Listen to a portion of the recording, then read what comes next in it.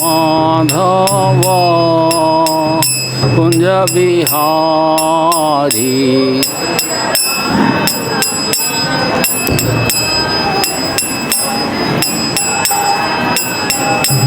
जय राधा माधव कुंज बिहारी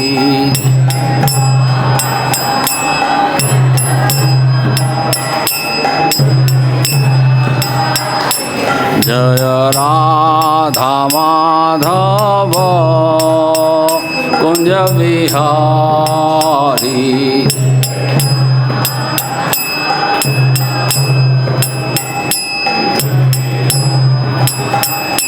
जय गोपी जन वल्लभ गिरिवरधारी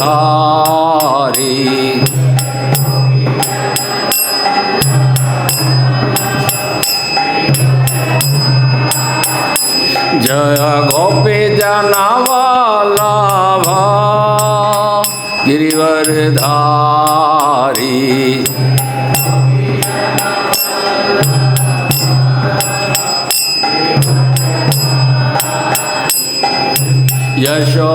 यशोदानंदन ब्रज जन राजन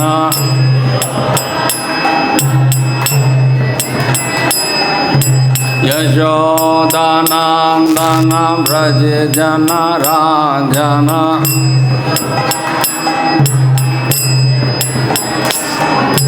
यमुना तीरा वनचारी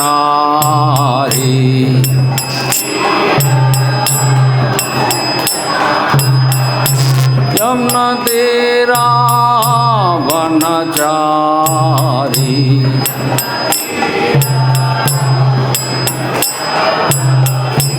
जय राधा माधव कुंज बिहारी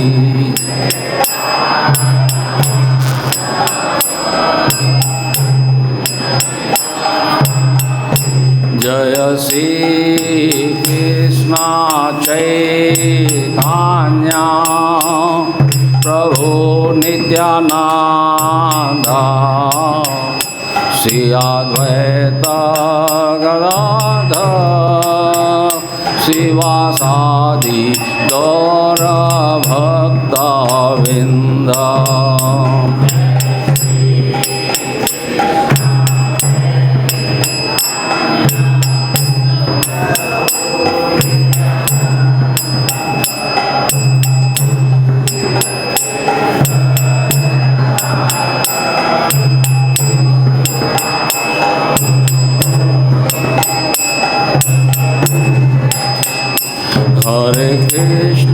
हरे कृष्णा कृष्ण कृष्ण हरे हरे हरे राम राम राम हरे हरे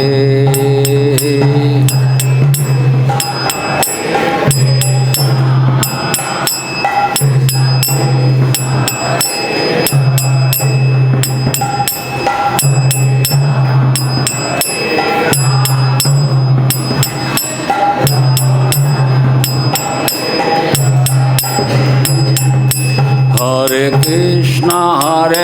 कृष्णा कृष्ण कृष्ण हरे हरे हरे राम राम राम हरे हरे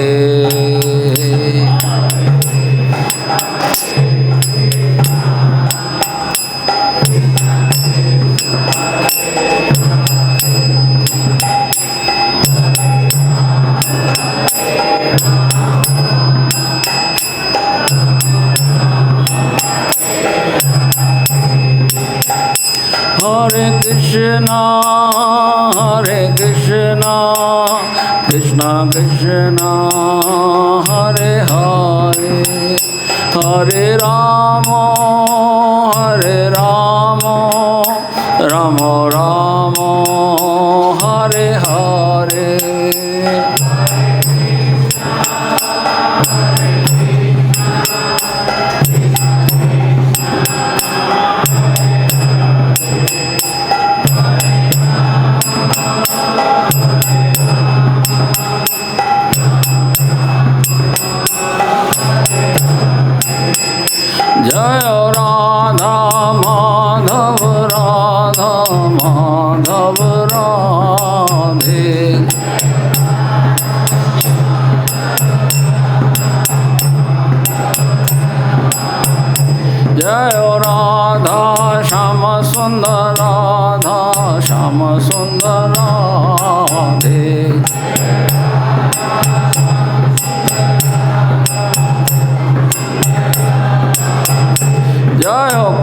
बलराम कृष्ण बलराम कृष्ण बलराम जय वृंदावन धाम।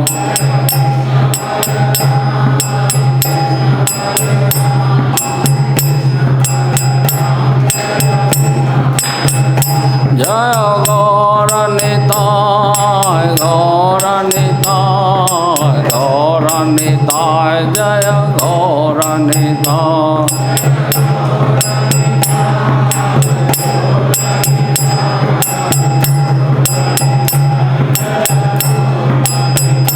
जय जय प्रभुपाद प्रभुपाद प्रभुपाद प्रभुपाद।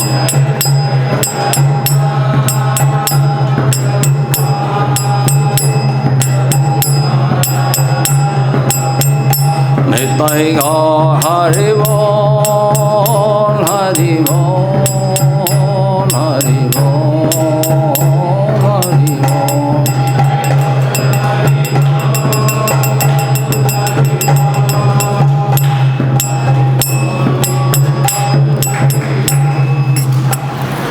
जय नित्य लीला प्रविष्टों विष्णुपाद परमहंस परुकाचार्य अष्टोत्तर कृष्ण कृपा मूर्ति अभय चरणाविंद भक्ति वेदांत स्वामी शिला प्रभुपाद की जय। नित्य लीला प्रविष्टों विष्णुपाद परमहंस परुकाचार्य अष्टोत्तर शिला भक्ति सिद्धांत शास्त्री ठाकुर जी महाराज की अनंत कोटि वैष्णव भक्तवृंद की नामाचार्य शिलादास ठाकुर की प्रेम से कहो श्री कृष्ण चैतन्य प्रभु नित्यानंद से अद्वैत गदाधर श्रीवासादि गौर भक्तवृंद की श्री श्री राधा कृष्ण गोपिनाथ श्याम कुंड राधा कुंड गिरी गोवर्धन की ब्रजभूमि श्री वृंदावन धाम की श्री मथुरा धाम की पुरुषोत्तम क्षेत्र जगन्नाथपुरी धाम की श्री मायापुर नवदीप धाम की श्री गंगा माई यमुना माई की श्री भक्ति देवी की श्री तुलसी महारानी की नाम संकीर्तन की हरे कृष्ण महामंत्र की शिला प्रभुपाद ट्रांसजेंडर बुक डिस्ट्रीब्यूशन की अनंत कोटि वैष्णव भक्तवृंद की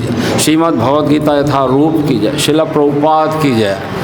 All glories to assembled devotees, all glories to assembled devotees, all glories to assembled devotees, all glories to Guru and Gaurang की जय।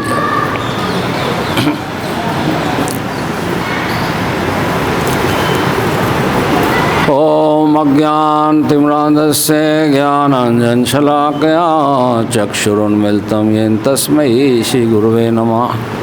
श्रीचैतन्यमनविष्ठं स्थापितं येन भूतले स्वयं रूपा कदा मह्यं ददाति स्वपदान्तिकं वन्देऽहं श्रीगुरो श्रीयुत्पत्कमलं श्रीगुरुन् वैष्णवांश्च श्रीरूपां साग्रजातां सहगण रघुनाथं तं सजीवं सावधैतं सावधूतं परिजनसहितं कृष्ण चैतन्य देवं श्रीराधा कृष्णपादान् सहगण ललिता श्री विशाखान्विताश्च। नमो ओम विष्णुपादाय कृष्णपृष्ठाय भूतले श्रीमते भक्ति वेदांत स्वामिनिति नामिने नमस्ते सरस्वती देवे गौरवाणी प्रचारिणे निर्विशेष शून्यवादी पाश्चात्य देश धारिणे। हे कृष्ण करुणा सिंधो दीनबंधो जगतपते गोपेश गोपिका कांत श्री राधा कांत नमोस्तुते। तप्त कांचन गौरांगी श्री राधे वृंदावनेश्वरी वृषभानुसुते देवी प्रणमामि हरिप्रिये।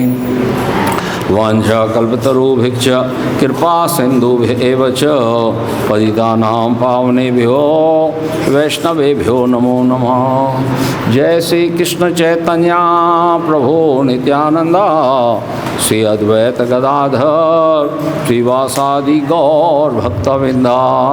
हरे कृष्णा कृष्णा कृष्णा हरे हरे हरे राम राम राम हरे हरे। हरे कृष्णा। तो सर्वप्रथम गीता महात्म्य का पाठ कर लेते हैं। गीता शास्त्रमिदं पुण्यम यह पठेत प्रियतपमान विष्णु पदम अवाप्नोति भय शोकादिवर्जिता। गीताध्ययनशील से प्राणायाम प्रस्य च नैव सन्ति पापानि पूर्व जन्म कृतानि च। मलिनिर्मोचनां पुंसां जल स्नानं दिने दिने सकृत गीतामृत स्नानं संसार मलनाशनम। गीता सुगीता कर्तव्य किमन्य शास्त्र विस्तरे या स्वयं पद्मनाभस्या मुखा पद्मनाभनिषिता।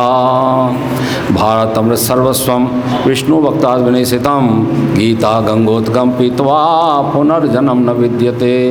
सर्वज्ञशतो गावो दोग्धा गोपाल नंदना पार्थवत्सुधिर्भोक्ता दुग्धम गीतामृतम महत्। एकम शास्त्रम देवकी पुत्र गीतम एको देवो देवकी पुत्र एव एको मंत्र तस्य नमानि यानि कर्मामि एकम तस्य देवस्य सेवा।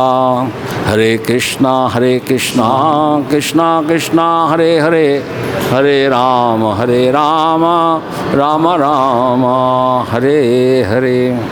ओम नमो भगवते वासुदेवाय। ओम नमो भगवते वासुदेवाय। ओम नमो भगवते वासुदेवाय। नारायणं नमस्कृत्य नरं चैव नरोत्तमं देवीं सरस्वतीं व्यासां ततो जयमुदीरयेत्। नष्टप्रायेषु अबद्धेषु नित्यं भागवत सेवया भगवती उत्तम श्लोके भक्तिर्भवति नष्टकी। कृष्णाय वासुदेवाय देवकी नंदनाय च नंदगोपकुमाराय गोविंदाय नमो नमः। मूकं करोति वाचालं पंगुं लंघयते गिरिं यत्कृपातमहं वन्दे परमानंद माधवं श्रीगुरुदीनतारणम्। हरे कृष्णा। तो सभी का स्वागत है कृष्ण बलराम मंदिर में। आज सायंकालीन भगवत गीता के इस कार्यक्रम में तो भगवत गीता यथारूप अध्याय 6 ध्यान योग और आज का श्लोक संख्या है 45 6.45। आप मेरे पीछे दोहराइए। प्रयत्नाद् यत्मानस्तु योगी संशुद्ध कल्विषः। प्रयत्नाद् यत्मानस्तु योगी संशुद्ध कल्विषा। अनेक जन्म संसिद्धस ततो याति परां गतिम्। अनेक जन्म संसिद्धस ततो याति परां गतिम्।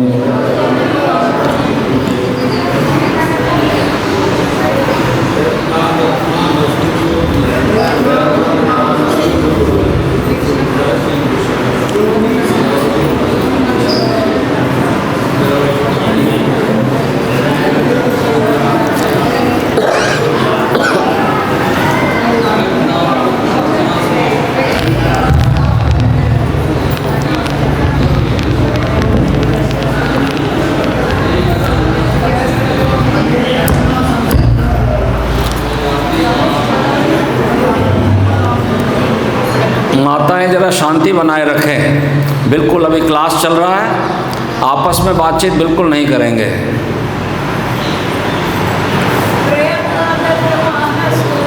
प्रयत्नाद् यत्मानस्तु योगी संशुद्ध किल्बिषः। अनेक जन्म संसिद्धस ततो याति परां गतिम्। चलिए शब्दार्थ।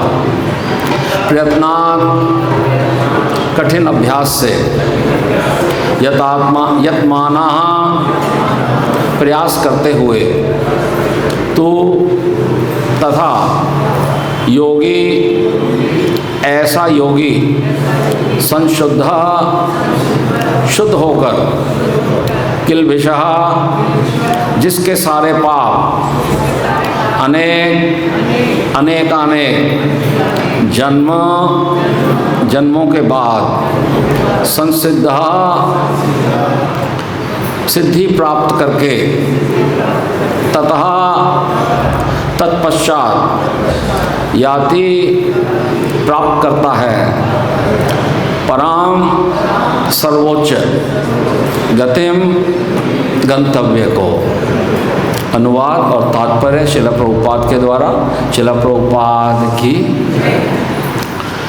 और जब योगी समस्त कल्मश से शुद्ध होकर सच्ची निष्ठा से आगे प्रगति करने का प्रयास करता है तो अंततो गत्वा अनेकानेक जन्मों के अभ्यास के पश्चात सिद्धि लाभ करके वह परम गंतव्य को प्राप्त करता है। एक दफ़ा मेरे पीछे बोलिए। और जब योगी समस्त कल्मश से शुद्ध होकर सच्ची निष्ठा से आगे प्रगति करने का प्रयास करता है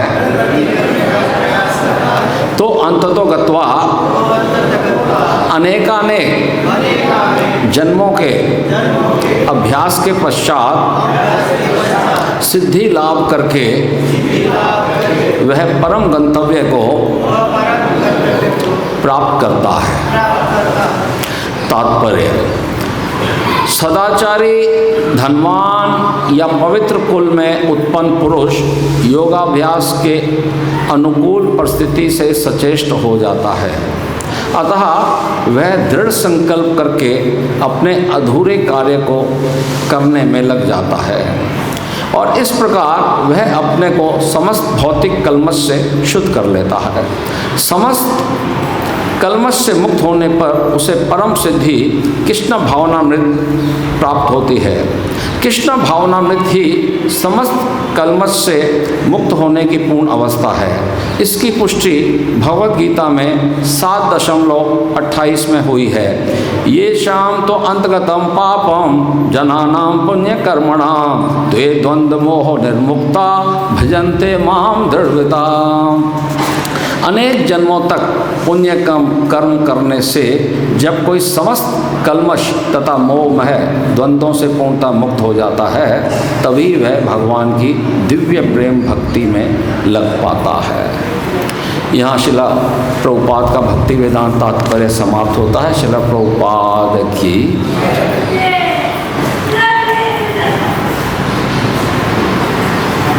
तो अध्याय 6 जिसका नाम है ध्यान योग। ध्यान योग इसको अष्टांग योग भी कहा जाता है। और ये अध्याय अब अपने अंतिम अवस्था में है।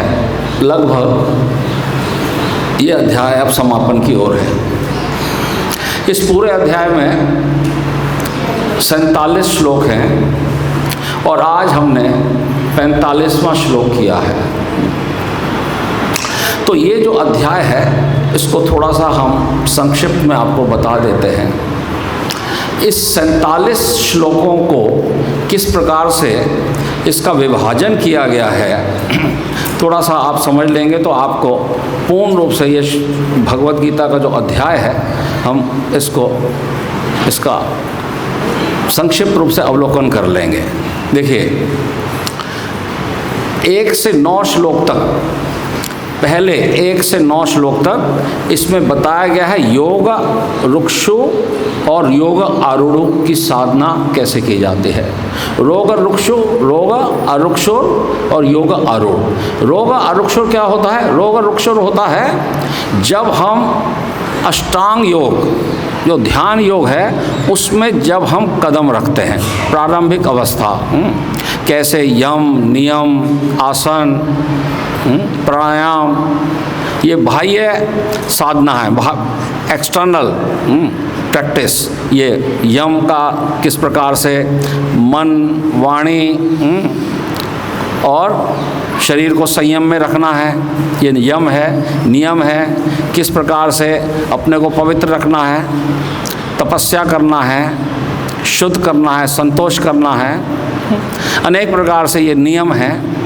और फिर किस प्रकार से हमें आसन पे बैठना है और किस प्रकार से फिर आसन कैसा होना चाहिए, किस स्थान पे होना चाहिए, और फिर प्राणायाम किस प्रकार से हमने अपने श्वास को, आवागमन को संतुलित करना है, और फिर प्रत्याहार किस प्रकार से हम इंद्रिय विषयों से इंद्रियों को हम उसका निरोध करें, उसको नियंत्रण में लाएं। तो ये 5 विषय जो हैं ये बाह्य रूप से एक्सटर्नली हम अपने आप को उस अवस्था तक लाते हैं, तो आरुरुक्षो। और जब हम उस स्टेज पे पहुंच जाते हैं, कैसे पहुंचते हैं, अंतिम जो 3 अवस्थाएं हैं कौन कौन सी हैं, धारणा,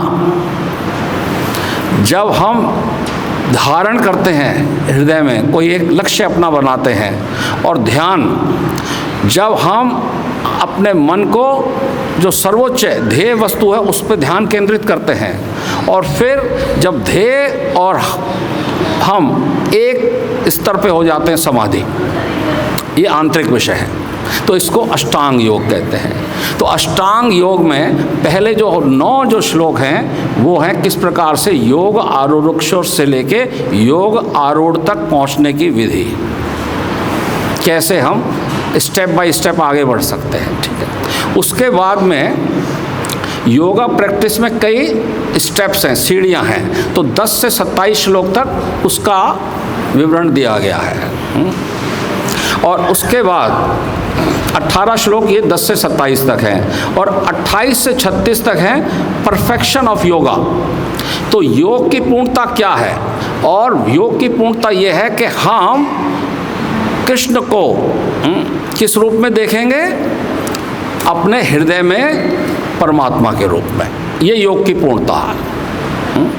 अष्टांग योग से हम परमात्मा से आगे हमारा लक्ष्य नहीं है। ये योग की पूर्णता है। अब ये हो जाते हैं आपके 9 श्लोकों में 28 से 36 तक कैसे इस योग साधना के द्वारा, इस अष्टांग योग के द्वारा हम हमारे जो लक्ष्य है, हमारा जो ध्येय है, परमात्मा, चतुर्भुज भगवान जो हैं हमारे जो हृदय में विराजमान है, उसको कैसे हम प्राप्त कर सकते हैं। ये योग की परफेक्शन है। और पूरे ध्यान योग का कैसे ये आएगा, मन को नियंत्रित करके हम जो परमात्मा है उसको किस प्रकार से हम प्राप्त कर सकते हैं। और उसके बाद में 37 से 45, आज हमारा ये 45वां श्लोक है। 37 से 45 में 3 श्लोक अब अर्जुन पूछते हैं। क्या पूछते हैं? पूछते हैं कि ये जो अष्टांग योग की विधि भगवान आपने बताई है कृष्णा, लेकिन अष्टांग योग की विधि को जो प्राप्त नहीं कर पाता, जो योग आरूढ़ तक नहीं पहुंच पाता, जो समाधि तक नहीं पहुंच पाता, और उसका पतन हो जाता, उसका पतन हो जाता है, तो उसकी स्थिति क्या होगी? उसने प्रारंभ तो किया, प्रारंभ में आगे बढ़ने का उसने प्रयास किया, लेकिन किसी कारण से वो लक्ष्य तक नहीं पहुंचा। तो ऐसे योगी की क्या गति होगी? तो 3 श्लोकों में अर्जुन प्रश्न पूछते हैं।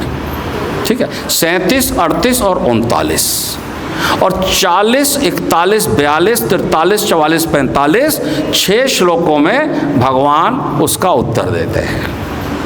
ठीक है, तो आज वास्तव में ये 45वां श्लोक है, और इसके बाद जो 46वां 47 श्लोक है वो भक्ति योग की भूमिका भगवान बनाएंगे, क्योंकि 7वां अध्याय शुरू हो रहा है भक्ति योग का, उसकी भूमिका 46वें 47वें श्लोक में है। तो आज अष्टांग योग का वास्तव में अंतिम श्लोक है। ठीक, तो आज का जो श्लोक है इसमें देखिए, इसमें जो है श्लोक के शुरुआत में भगवान बता रहे हैं, प्रयत्नाद यत मानस्तु योगी संशुद्ध किल्बिषः अनेक जन्म संसिद्धस ततो याति पराम गतिम। कह रहे हैं कि प्रयास करके, कठिन अभ्यास से, कठिन अभ्यास करके, और साथ में यत मानस्तु। यत मानस्तु का अर्थ ये है कि यदि हमको परमात्मा को प्राप्त करना है तो हमको क्या करना है? प्रयत्न करना है, प्रयत्न करना है, कठिन प्रयास करना है। और यत्मानस्तु का अर्थ है कि फिर अपने को नीचे नहीं गिरने देना, आगे बढ़ना है। और साथ साथ हमको सावधान होना है कि हम किसी भी प्रकार से नीचे ना गिरें, क्योंकि यहाँ क्या भगवान बता रहे हैं कि असफल योगी, जो योगी किसी कारण से असफल हो गया, चाहे उसको भौतिक इच्छाओं ने घेर लिया, चाहे उसका शरीर छूट गया, किसी भी कारण से वो नहीं अपने लक्ष्य को प्राप्त कर पाया, तो अब उसको वो गलती नहीं करनी। अब क्या करना है? सावधानी से किसी भी तरीके से वो अपने लक्ष्य को प्राप्त करें और सावधानी से उसको आगे तो बढ़ना है और साथ साथ नीचे ना गिरे। प्रयत्नाद यत मानस्तु योगी संशुद्ध किल विषय। और फिर क्या करना है? संशुद्ध मतलब पूर्ण रूप से शुद्ध होना है। और शुद्ध कैसे होगा? एक तो आगे बढ़ना है, योग में, तपस्या में आगे बढ़ना है, और अपने को इंद्रिय विषयों से दूर रखना है, भोग की इच्छाओं से उसका निरोध करना है। इस प्रकार से जब हम ऐसे कार्य करेंगे, प्रयास भी करेंगे आगे बढ़ने का, अपने मन, वाणी और शरीर को नियंत्रित करने का, और नियम के द्वारा सारे नियमों का पालन करने का, इस प्रकार से हम आगे बढ़ेंगे, कठिन प्रयास करेंगे और साथ साथ सावधान रहेंगे कि हमारा पतन ना हो, तो हम क्या हो जाएंगे? हम शुद्ध हो जाएंगे। और शुद्ध होकर के क्या होगा? पापों का नाश हो जाएगा। संशुद्ध किल विषः, शुद्ध होकर जिसके सारे पाप नष्ट हो जाएंगे। कैसे? अनेक का जन्मा। कितना समय लगेगा? ये सब कार्य में समय कितना लगेगा? तो भगवान अगली लाइन में क्या कह रहे हैं? अनेक जन्मा संसिद्धस ततो याति पराम गतिम। जल्दी से नहीं होगा, अनेक जन्म लगेंगे। ये जो विधि है, ये जो अष्टांग योग है, इसको करिए, सावधानी से आगे बढ़िए और ध्यान रखिए आपका पतन ना हो। और फिर अनेक जन्मों में आप क्या करोगे? अनेक जन्मा संसिद्ध ततो याति पराम गतिम। अनेक जन्म ऐसा करने के बाद आप क्या हो जाओगे? पूर्ण रूप से शुद्ध हो जाओगे। एक जन्म में शुद्ध नहीं हो, अनेक जन्मों। तो योगी की स्थिति क्या है? योगी की स्थिति है कि अनेक जन्मों में आप शुद्ध हो जाएंगे और फिर अंततः आप पराम गतिम याति पराम गतिम। पराम गतिम कौन सी गतिम? अधिक से अधिक वैकुंठ। वैकुंठ, वैकुंठ लोक से आगे योगी की गति नहीं होती। तो समझ में आ रहा है? तो ये जो असफल योगी है, जो यहाँ पर भगवान ने बताया कि जिसका जो आरोरुक्षोर स्थिति से गिरता है, यानी प्रारंभिक अवस्था से जो गिर जाता है, तो वो कहाँ जाता है? सबसे पहले वो स्वर्गलोक जाता है। स्वर्गलोक जाता है। क्यों गिरा प्रारंभिक अवस्था से? क्योंकि भोग की इच्छाओं ने उसको घेर लिया। भोग की इच्छाओं ने उसको घेर लिया और उसने तपस्या करना, साधना करना बंद कर दिया। तो अब ऐसे असफल योगी को भगवान कहते हैं पहले तू जाके अच्छे से भोग ले। तो स्वर्ग लोक में उसको अच्छे से भोग उसको दिलवा देते हैं। तो वो भगवान बताते हैं कि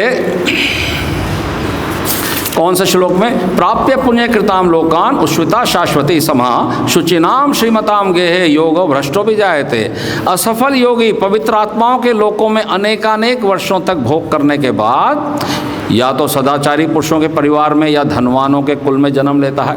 तो जो प्रारंभिक अवस्था से गिरता है उसको पहले तो स्वर्गलोक भेज दिया जाता है, और जब स्वर्गलोक में क्षीणे पुण्य मृत्यु लोक में आता है, पुण्य जब उसके समाप्त हो जाते हैं तो वो इधर आता है, तो फिर उसको धनवानी कुल में। लेकिन कैसा धनवानी कुल? जो पुण्यवान हो, जहाँ पाप की कमाई ना हो। ऐसा कुल उसको जन्म मिलता है। तो ये असफल योगी की स्थिति बताई गई है। और उसके बाद लेकिन जो आरूढ़ोर से नहीं, आरूढ़स्य पहुँचने से पहले, यानी उसने 100% में 80%, 90% अपनी साधना पूरी कर ली है, कुछ ही रह गया है, समाधि की स्थिति से थोड़ा पहले उसका किसी प्रकार से भी साधना छूट जाती है, तो ऐसा व्यक्ति कहाँ जाता है? तो फिर भगवान ने अगले श्लोक में बताया, अथवा योगी नाम एवं कुले भवति धीमताम एतद्धि दुर्लभतरम लोके जन्म यद ईदृशम। तो ऐसा जो दीर्घ काल तक योग करने के बाद असफल रहे, तो वह ऐसे योगियों के कुल में जन्म लेता है जो अति बुद्धिमान है, अति बुद्धिमान। निश्चय ही इस संसार में ऐसा जन्म दुर्लभ है। तो ये, और यहाँ इस श्लोक के अर्थ अनुवाद में प्रभुपाद अपने गुरु महाराज श्रील भक्ति सिद्धांत सरस्वती ठाकुर और अपना उदाहरण देते हैं कि किस प्रकार से मेरे गुरु महाराज का भी ऐसा ही जन्म ऐसे परिवार में हुआ जो कैसा था? अति बुद्धिमान। तो ऐसे कुल में जो है उनका जन्म हुआ, और प्रभुपाद कहते हैं मेरा भी ऐसा ही मेरे को परिवार भगवान की कृपा से प्राप्त हुआ। तो ये उनकी स्थिति बताई गई है जो असफल है, आरूढ़स्य ऐसी स्थिति में असफल हो गए किसी कारण से। तो आज का जो श्लोक है, आज के श्लोक में भगवान कह रहे हैं कि असफल योगी जब उसको फिर जन्म मिलता है, स्वर्गलोक से उसका पतन हो जाता है। स्वर्गलोक से पतन होने के बाद फिर वो बहुत अच्छे कुल में उसका जन्म हो जाता है, और फिर उस समय उसकी भोग करने की जो इच्छा है वो उसकी तरफ आकर्षित नहीं होता, क्योंकि भोग तो बहुत भोग लिया उसने स्वर्ग में। अब चूंकि उसने पूर्व में साधना की है, अब वो जो साधना है उसकी वो नष्ट नहीं हुई है, अब वो आगे बढ़ता है, अब वो आगे बढ़ता है ना। यानी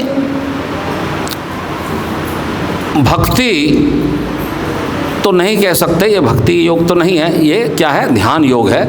यानी जो भी वो कार्य कर रहा है उसको एक शक्ति खींचती है अपनी तरफ, एक शक्ति खींचती है। वो अनेक प्रकार के फिर किसी भी माया के बंधन में नहीं फंसता, वो साधना की तरफ आगे बढ़ता है। और ये व्यवस्था सारी भगवान के द्वारा संचालित होती है, भगवान के द्वारा संचालित होती है। तो लेकिन एक बात स्पष्ट है इस श्लोक में, कोई ज्ञान योग से भगवान की तरफ आगे बढ़ता है तो उसमें भी बताया गया है, 7वें अध्याय में श्लोक आएगा, बहुनाम जन्मनामन्ते, बहुनाम जन्मनामन्ते ज्ञानवान माम प्रपद्यते वासुदेवा सर्वमिति स महात्मा। तो जो ज्ञान मार्ग से आगे बढ़ेगा वो भी बहुत जन्मों के बाद भगवान बता रहे हैं, और जो अष्टांग योग से या ध्यान योग से बनेगा, आगे बढ़ेगा, तो यहाँ बताया ही गया है, अनेक जन्म संसिद्ध ततो याति पराम गतिम। तो यानी चाहे आप ध्यान योग से आओ तो भी अनेक जन्म लगेंगे, या ज्ञान योग से आओ तो भी अनेक जन्म लगेंगे। लेकिन जो भक्ति योग से आएगा उसके लिए भगवान क्या कह रहे हैं? तो उसके लिए हम चलते हैं 12वें अध्याय में। 12वें अध्याय में भगवान क्या कह रहे हैं? 7वां 8वां श्लोक। हाँ, 12वां अध्याय कहाँ गया? 12वें अध्याय में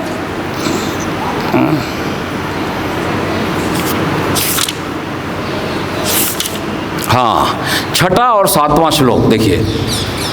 तो यहाँ पर कह रहे हैं तेषाहम समुद्धरता मृत्यु संसार सागरात भवामी न चिरात पार्था मयि आवेशिता चेतसाम। कह रहे हैं कि अब जो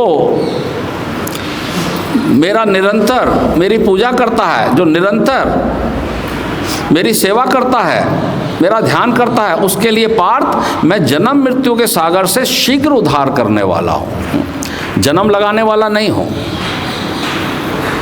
जन्मों की बात यहाँ भगवान नहीं कह रहे। ये तो सर्वाणि कर्माणि मयि संन्यस्य मत्परा अनन्येनैव योगेन माम ध्यायन्ता उपासते तेषाम अहम समुद्धरता मृत्यु संसार सागरात भवामी न चिरात पार्था मयि आवेशिता चेतसाम। बहुत स्पष्ट है। तो भगवान बताते हैं कि जो भक्ति करता है, जो सदैव मेरे साथ जुड़ा रहता है, उसका इस मृत्यु संसार से मैं शीघ्र ही न चिरात पार्था। न चिरात पार्था का अर्थ होता है कि चिरात मतलब दीर्घ काल। भगवान कहते हैं उसमें ज़्यादा समय नहीं लगाऊंगा मैं, तुरंत उसको भगवान खींच लेते हैं, इस मृत्यु संसार से उसको खींच लेते हैं। तो इस प्रकार से इस बात को हमको समझना है कि किस प्रकार से हम जो है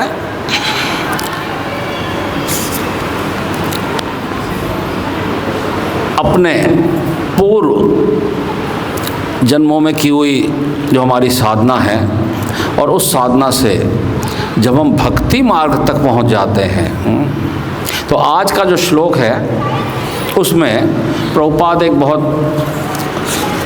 7वें अध्याय के श्लोक का वर्णन कर रहे हैं।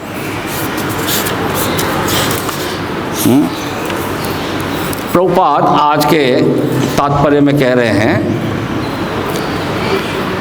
सदाचारी धनवान या पवित्र कुल में उत्पन्न पुरुष योगाभ्यास के अनुकूल परिस्थिति से सचेष्ट रहता है। तो वो सचेत हो जाता है, सचेष्ट हो जाता है, और फिर पुनः वो ऐसी गलती नहीं करता। अतः वह दृढ़ संकल्प करके अपने अधूरे कार्य को पूरा करने में लग जाता है। इस प्रकार वह अपने को समस्त भौतिक कलमश से शुद्ध कर लेता है। समस्त कलमश से मुक्त होने पर उसे परम सिद्धि कृष्णा भावनामृत प्राप्त होती है। कृष्णा भावनामृत ही समस्त कलमश से मुक्त होने की पूर्ण अवस्था है। इसकी पुष्टि भगवान भगवद गीता में 7.28 में हुई है। क्या श्लोक बोला है भगवान? येषाम तो अंतगताम पापम जनानाम पुण्य कर्मणाम, येषाम तो अंतगतम पापम जनानाम पुण्य कर्मणाम ते द्वंद्व मोह निर्मुक्ता भजन्ते माम दृढ़व्रता।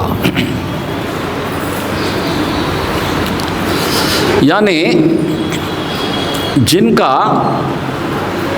जिन मनुष्यों का पूर्व जन्मों के सारे पाप लगभग नाश हो चुका है और पुण्य कर्म उनका जागृत हो गया है, पाप कर्मों का नाश हो गया पूर्व जन्म के, ये शाम तो अंतगतम पापम जनानाम मनुष्यों का पुण्य कर्मणाम, और पुण्य कर्मों है उसके उदय हो गए, पुण्य कर्मों का फल उदय हो गया। ते द्वंद्व मोह निर्मुक्ता, और वो सब प्रकार का जो द्वंद्व है, इस संसार का जो द्वंद्व है उससे मुक्त हो जाता है। सुख दुख, जीवन मृत्यु, लाभ हानि, यश अपयश, अनेक प्रकार के जो इस संसार में द्वंद्व चलते हैं, उन द्वंद्वों से वो मुक्त हो जाता है। कौन मुक्त हो जाता है? जिसके पापों का नाश हो जाता है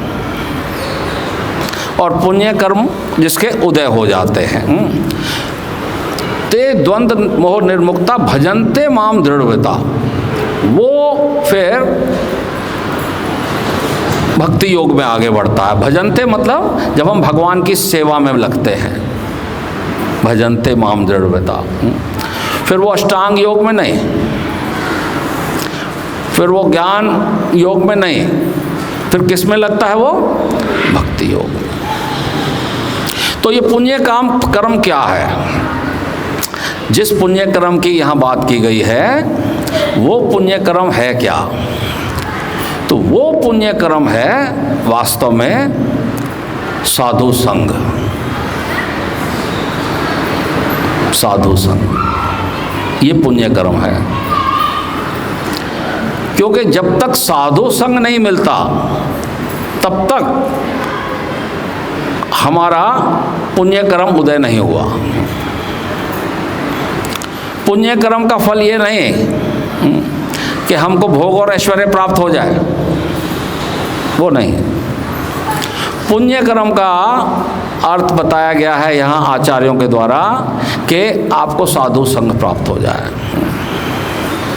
तो पूर्व जन्म में जो हमने अभ्यास किया है और वो किसी कारण से हमारा पतन हुआ है, चाहे वो प्रारंभिक अवस्था में योग रुक्षोर अवस्था है या योग आरूढ़ अवस्था है, लेकिन हम गिरे हैं और उसके बाद इस जीवन में जो पूर्व काल की जो भक्ति है वो तो नष्ट नहीं होती, ठीक बात है। नेहा विक्रम नाशो अस्ति प्रत्यवायो न विद्यते स्वल्पम अपि इससे धर्मस्य त्रायते महतो भय।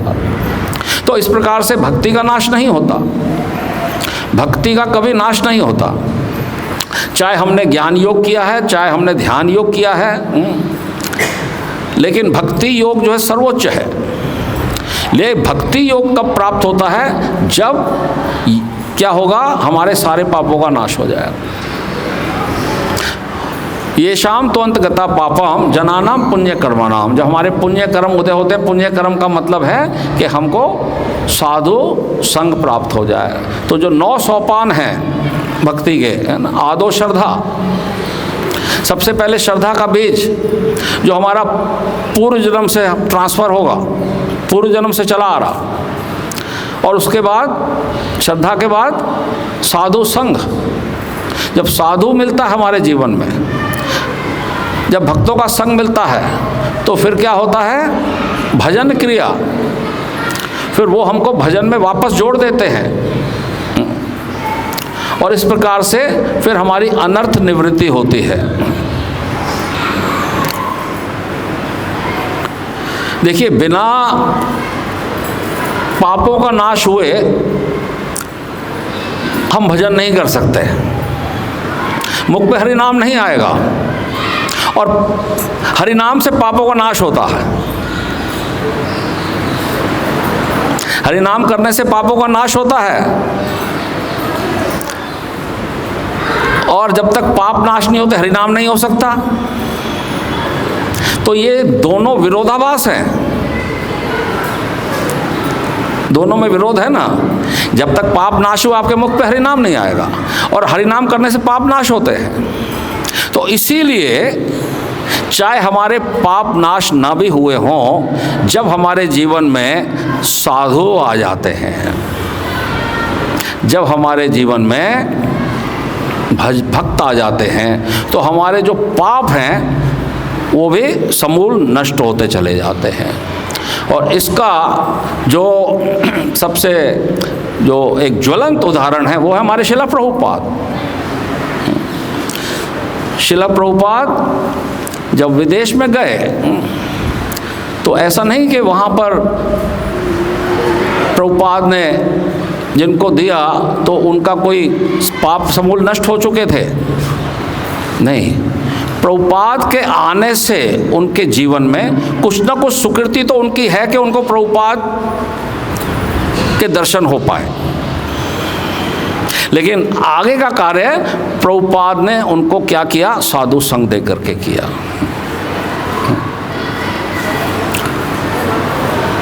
तो प्रभुपाद कहते हैं कि भाई आपको कोई पूर्व जन्म की भक्ति नहीं है, लेकिन चूंकि प्रभुपाद के साथ वो जुड़ गए तो इसलिए उनके सारे पाप, पूर्व जन्म के सारे पाप नाश हो गए। तो वास्तव में जो ये भक्ति योग है, जो अब आगे हमारा ये अध्याय शुरू होगा 7वां, ये सर्वोच्च है, इससे आगे कुछ नहीं है, है ना। क्योंकि ज्ञान योगी जो है ब्रह्म ज्योति तक जाएंगे और ध्यान योगी अधिक से अधिक वैकुंठ लोक तक जाएंगे। ध्रुव महाराज ध्यान कर रहे थे, हृदय में भगवान के नारायण स्वरूप का, विष्णु स्वरूप का ध्यान कर रहे थे और भगवान आके सामने प्रकट भी हो गए। तो वो तो ध्यान में थे, वो भगवान के साथ, उनका परमात्मा रूप के साथ उनका साक्षात्कार हो रहा था। जब भगवान ने अपना शंख है ना उनके कपोल पे स्पर्श कराया तो उनका जो है फिर वो आंखें खोली और सामने उन्होंने भगवान के उस स्वरूप के दर्शन किए। लेकिन जब गोपियां भगवान को खोज रही थी तो भगवान ने अपना नारायण स्वरूप धारण कर लिया। तो वही जो एक स्थिति ध्रुव महाराज के लिए सर्वोच्च थी, भगवान के दर्शन करना चतुर्भुज रूप में। लेकिन गोपियों ने नारायण से क्या कहा कि क्या आपने कृष्ण को देखा है,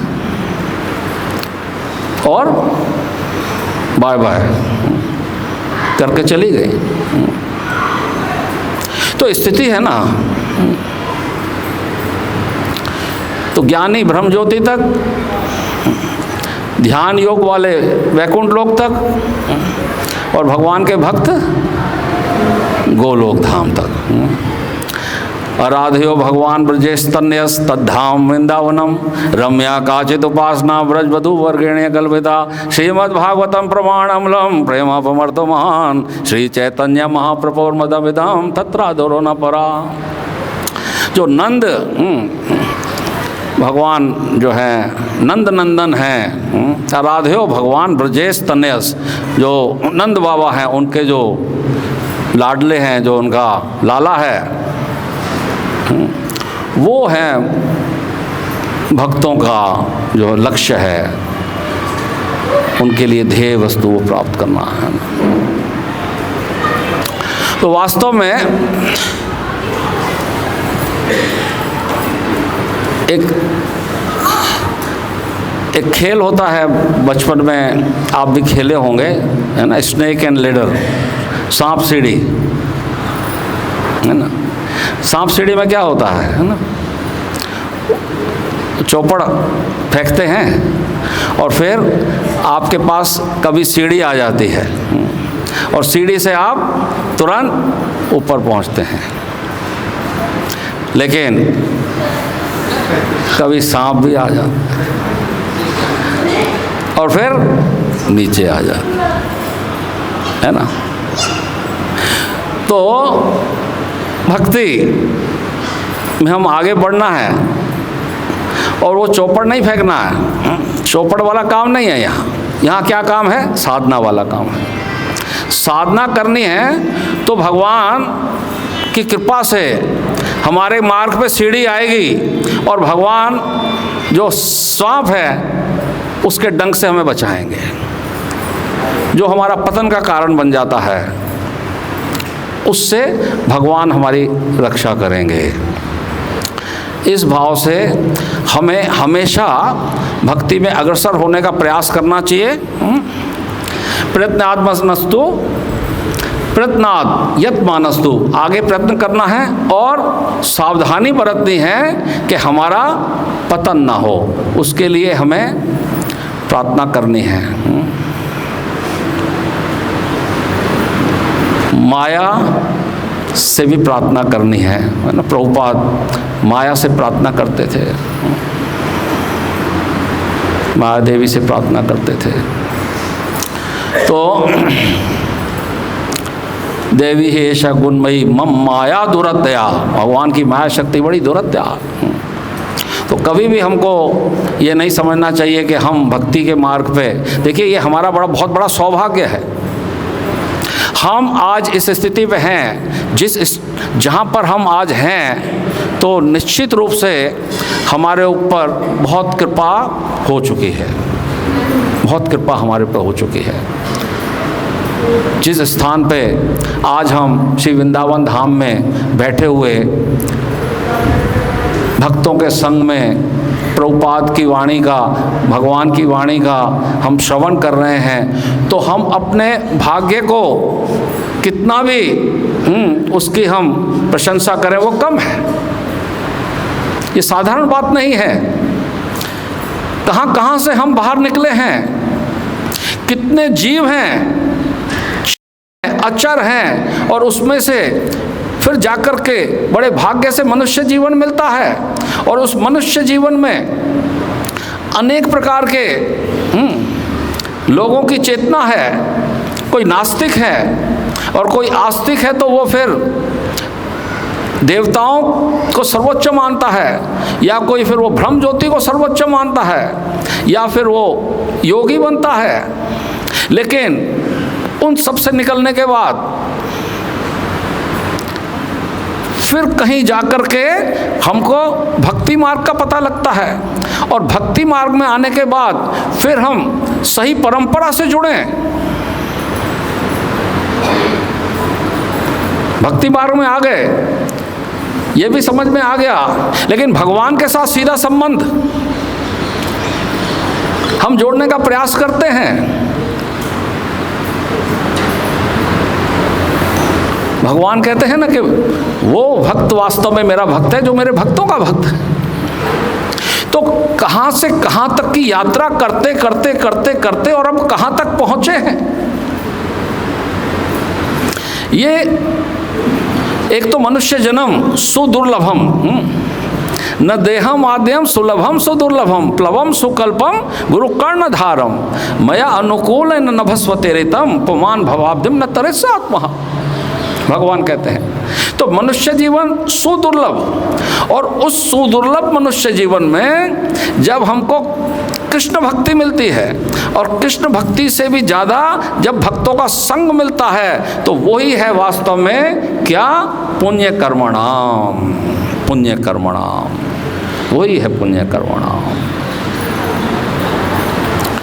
तो इस स्थिति का जो हमारा आज जिस हम सीढ़ी पर पहुँचे हैं, उस सीढ़ी पे पहुँचने के लिए भगवान का रात दिन हमको क्या करना है, धन्यवाद देना है, कोटि कोटि धन्यवाद। और कैसे देंगे, हरे कृष्णा कृष्णा कृष्णा हरे हरे, हरे राम राम राम हरे हरे। भगवान की ऐसी कृपा से, हेतु की कृपा से आज मेरे को वो स्थिति प्राप्त हो गई जो मैं कभी सोच भी नहीं सकता था। कहाँ कहाँ से हम लोग पहुँचे हैं। जहाँ तक मैं अपनी बात करूँ तो मैं स्वप्न में भी नहीं सोच सकता था कि मेरे को कभी जीवन में वृंदावन धाम मिल सकता है। मैं सोच भी नहीं सकता था, कभी नहीं सोच सकता था, कभी नहीं। कौन से पुण्य जागे मुझको नहीं मालूम, क्या ऐसा ठाकुर ने रास्ता बनाया कि मेरे को वृंदावन धाम का रास्ता दिखा दिया, मुझको नहीं मालूम। ये वास्तव में प्रभुपाद की भक्तों की कृपा से हो गया, बस हो गया है, हो गया है ना। तो अद्भुत है, बहुत अद्भुत है। लेकिन क्या होता है कि जब हम एक जगह पे, एक स्थान पर रहते हैं और प्रतिदिन भक्तों का ही दर्शन करते हैं, तो हम उसको फिर थोड़ा हल्के में ले लेते हैं। उसको कभी हल्के में नहीं लेना, कभी हल्के में नहीं लेना। बहुत बड़ी विलक्षण है, बहुत बड़ा विलक्षण। तो इस प्रकार से समय समाप्ति की ओर है। तो मुख्य बात यही है, आज का जो श्लोक है इसमें यत्नात् यत् मानस्तु योगी संशुद्ध किल विषा अनेक जन्म संसिद्धस ततो याति पराम गतिम। तो हमें अनेक जन्म वाला रास्ता नहीं पकड़ना है, अनेक जन्म वाला रास्ता नहीं पकड़ना है। कौन सा, न चिरात पार्थ, भगवान खींच लेंगे इस भव सागर से, भगवान ही हमको बाहर उठा लेंगे, ऊपर उठा खींच लेंगे, पता भी नहीं लगेगा। परम पूज्य कदम कानन स्वामी महाराज हमारे सामने उदाहरण है, किस प्रकार से उन्होंने हमको दिखाया हमको सिखाया कि देखो वो तो भगवान के नित्य परिकर हैं, लेकिन हमको सिखाने के लिए ऐसे भक्त लोग यहाँ आते हैं धरा धाम में और हमको दिखाते हैं कि किस प्रकार से हमको भक्ति करनी है और किस प्रकार से अपने लक्ष्य को बिना विचलित हुए हमको, जो पहले कभी हम असावधानी हमसे हुई है जिस कारण से हम फिर वापस इस संसार में आए, इस बार वो असावधानी ना हो और हम भक्तों का संग के साथ साथ भगवान की कृपा, भक्तों की कृपा लेके जो है अपने लक्ष्य को आगे बढ़ें। हरे कृष्णा कृष्णा कृष्णा हरे हरे, हरे राम राम राम हरे। निताई गौर प्रेमानंदे हरे हरे। 2-3 मिनट है हमारे पास, कोई किसी का कमेंट हो, कोई बात हो कहने की, सुनने की तो कर सकते हैं। हाँ,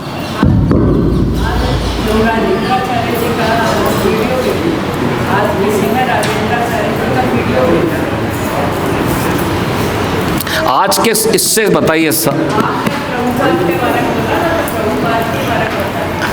आज के श्लोक से संबंधित किसी को कोई बात करनी है, कोई करनी है तो कर सकते हैं, वो बात तो हम अलग से कर सकते हैं आपसे, ठीक है।